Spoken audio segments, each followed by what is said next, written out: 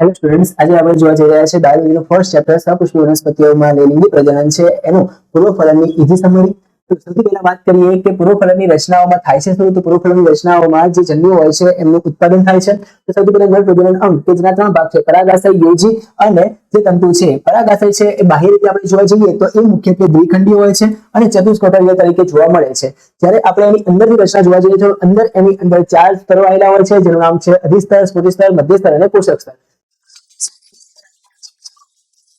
પેશીની અંદર કોષ આવેલો હોય છે અને આ કોષને આપણે જાણીએ છીએ પીએમસી એટલે કે પોલેન મધર સેલ તરીકે. આ જે પોલેન મધર સેલ છે એની અંદર અર્ધીકરણ થવાનું છે અને અર્ધીકરણના અંતે 4 પરાગરજ એટલે કે 4 પરાગરજ ઉત્પન્ન કરવાનું છે અને આ 4 જે પરાગરજ છે એ આપણને એકકીય જોવા મળવાની છે. એની અંદર જોવા જઈએ તો બાહ્ય સ્તર જે છે સ્પોરોપોડિયમનું બનેલું હશે અને અંદરનું સ્તર જે છે એ સેલ્યુલોઝ અથવા તો પેકેટિનનું બનેલું હોય છે.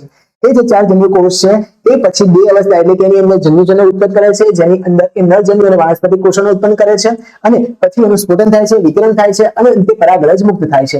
એવી રીતે આપણે એકદમ માદા પ્રજનન જોવા જઈએ છીએ તો એની અંદર 3 ભાગ હોય છે, પરાગાશય અને બીજો ભાગ છે પરાગવાહિની અને ત્રીજો ભાગ છે એની અંદર આવેલું બીજાશય અને બીજાશયની આવેલું હોય છે અંડક કે જેનો વિકાસ થાય છે.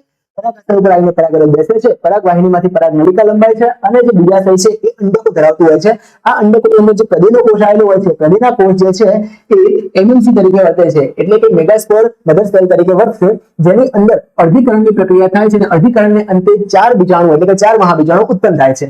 આ જે 4 મહાબીજાણુ છે એમાંથી 3 મહાબીજાણુ જે છે એ મૃત્યુ પામે છે અને એક મહાબીજાણુમાંથી આખો સક્રિય મહાબીજાણુ જે રહે છે એની અંદરથી ભ્રૂણપૂટનું સર્જન થાય છે અને આ જે ભ્રૂણપૂટનું સર્જન થાય છે એની અંદરથી સંભાજન પામીને અંતમાં 8 કોષીય અવસ્થાઓ બને છે. આ હતી પૂર્વફલનની સમરી. આવી જ ઇઝી ટ્રીક અને ઇઝી સમરી ભણવા માટે હાલ જ જોડાઓ પ્રિયસ્તર વિદ્યાપીઠમાં કે જ્યાં તમને ફ્રી બેચ મળી રહેવાની છે.